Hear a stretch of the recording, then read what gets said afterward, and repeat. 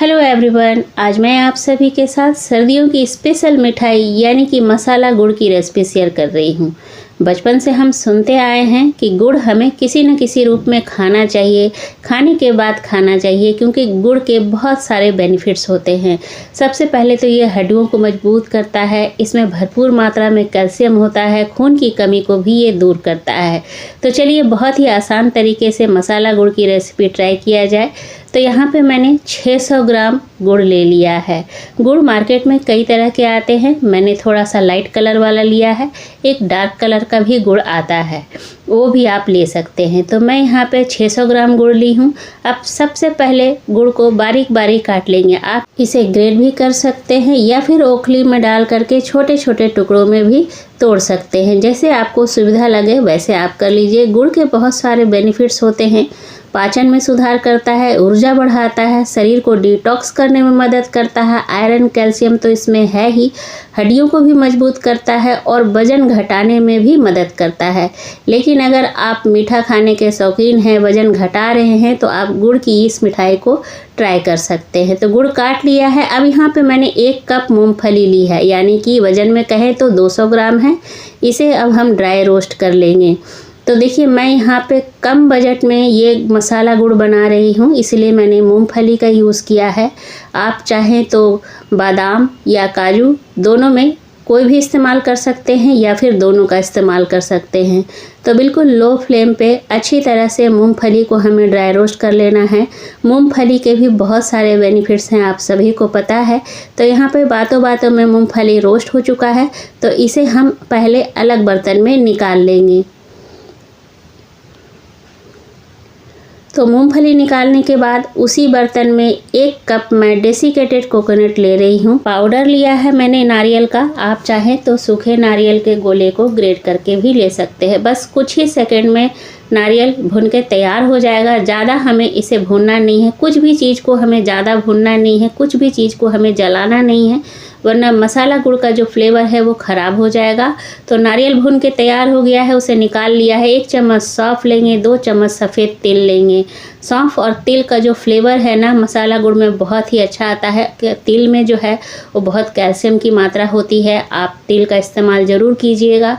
तो यहाँ पे लो फ्लेम पे कुछ सेकंड हमने भून लिया है सौंफ और तिल को, इसे निकाल लेंगे।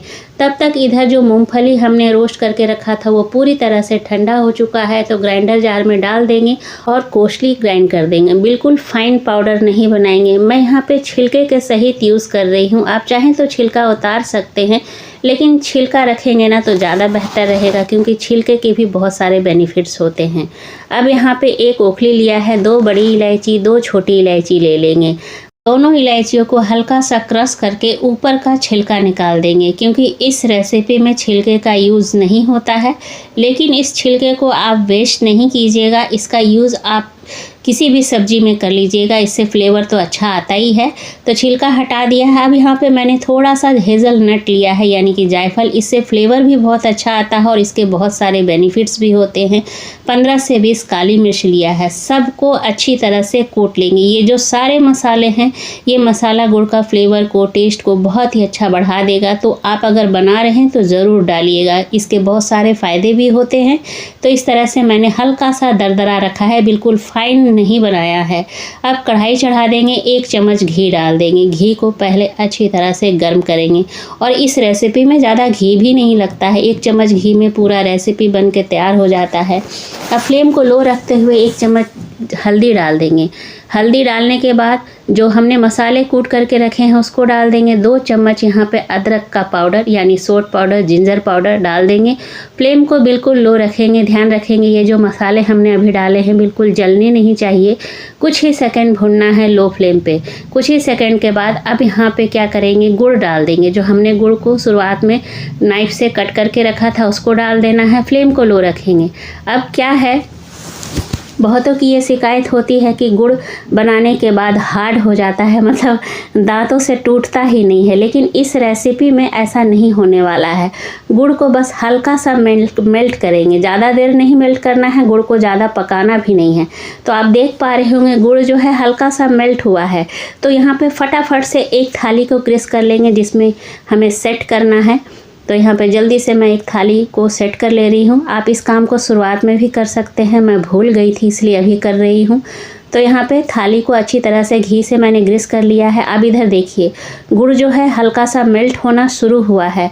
हमें गुड़ को बहुत देर तक मेल्ट नहीं करना है क्योंकि गुड़ में फिर कड़वाहट आ जाएगी। तो यहाँ पे 2 चम्मच मैंने पानी डाल दिया। इससे क्या होगा, गुड़ आपका हार्ड नहीं पड़ेगा। इस टेक्निक को आप फॉलो करके देखिएगा, गुड़ बिल्कुल पत्थर की तरह टाइट नहीं होगा। 2 चम्मच पानी से ही एकदम ये सॉफ्ट बना रहेगा। अब यहाँ पे गुड़ जो है पूरी तरह से मेल्ट नहीं करना है। मैं बार बार कह रही हूँ, गुड़ को अगर पूरी तरह से आप मेल्ट करेंगे ना तो इसमें कड़वाहट आ जाएगी। हल्का सा ही मेल्ट हुआ था। मैंने यहाँ पे सौंफ और तिल डाल दिया, मिला दिया है एक बार अच्छी तरह से सारी चीज़ों को। अब यहाँ पे जो हमने मूंगफली क्रश करके रखा है उसको डाल देंगे, कोकोनट के पाउडर को डाल देंगे। अब यहाँ पे अच्छी तरह से सबको मिलाएंगे और सारी चीज़ों को गुड़ के साथ भूनेंगे। अब यहाँ पे गुड़ भी जो है ना अच्छी तरह से मेल्ट हो जाएगा, बस कुछ ही सेकंड में, ज़्यादा समय नहीं लगेगा। तो गुड़ को हमें ज़्यादा देर तक अकेले नहीं पकाना है क्योंकि गुड़ में फिर कड़वाहट आ जाएगी, उसका टेस्ट जो है अच्छा नहीं लगता है। इसीलिए गुड़ को पहले से ही क्रश करके, काट करके, तोड़ करके पकाया जाता है ताकि गुड़ में कड़वाहट ना हो। क्योंकि गुड़ जब ज़्यादा पकने लगता है तो उसमें कड़वाहट आ जाती है और वो हार्ड भी हो जाता है। तो यहाँ देखिए गुड़ जो है अच्छी तरह से मेल्ट हो गया है अब, और ये कढ़ाई भी छोड़ने लगा है। जब गुड़ अच्छी तरह से मेल्ट हो जाए तो बस 15 से 20 सेकंड पकाना है और ये जो ग्रीस किया हुआ थाली है ना उसके अंदर इसे सेट करना है। तो फटाफट करना है। अब यहाँ पे ज़्यादा देर नहीं लगाएंगे क्योंकि गुड़ जो है वो बहुत जल्दी जम भी जाता है। तो थाली में सेट करने के बाद चम्मच से या स्पैचुला से आप ऊपर से चिकना कर लीजिए और 5 से 10 मिनट के लिए इसे छोड़ दीजिए। ये जो मसाला गुड़ है वो तुरंत ही सेट हो जाता है। तो मैंने इसे 10 मिनट के लिए छोड़ दिया था। आप देख पा रहे होंगे ये बहुत अच्छी तरह से सेट हो चुका है, सूख चुका है। तो यहाँ पे अब इसे पीसेस में कट कर लेंगे। आप अपने अनुसार कट कर लीजिएगा, जितना बड़ा आपको साइज रखना हो। तो यहाँ पे जो ये मसाला गुड़ है, आप रोज रात में खाने से पहले थोड़ा सा टुकड़ा खाइए या दूध में मिला के खाइए, खुद भी खाइए, अपने घर में बच्चे बड़ों सबको खिलाइए। ये बहुत ही फ़ायदेमंद होता है। फ़ायदे के साथ साथ ये बहुत ही ज़्यादा टेस्टी भी होता है। तो आप ज़रूर इस तरीके से मसाला गुड़ को ट्राई कीजिए। पूरी सर्दी आप इसे एंजॉय कर सकते हैं। अगर आप कम बजट में कोई मिठाई बनाना चाहते हैं सर्दियों में जो आप 3 महीने तक स्टोर कर सको, तो ये मिठाई जो है ना मसाला गुड़ का, ये बिल्कुल परफेक्ट है, बिल्कुल ख़राब नहीं होता। तो यहाँ पे आप ज़रूर ट्राई कीजिएगा मसाला गुड़। ये टेक्निक से बहुत ही हेल्दी, बहुत ही टेस्टी होता है। गुड़ के बहुत सारे बेनिफिट्स हैं, मुझे किसी को बताने की ज़रूरत नहीं है, सभी को पता है।